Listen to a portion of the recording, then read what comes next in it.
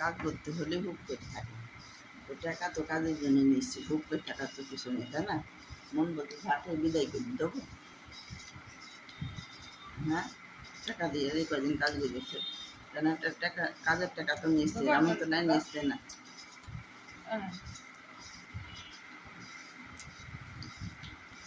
কাজের টাকা আর নিচ্ছে না, এমনি করে দিচ্ছে। তাহলে একটা বাড়তি কাজ কালকে সিঁড়ির কাজ বলেছি, সিঁড়ির জন্য বলেছি 30টা টাকা দেবো।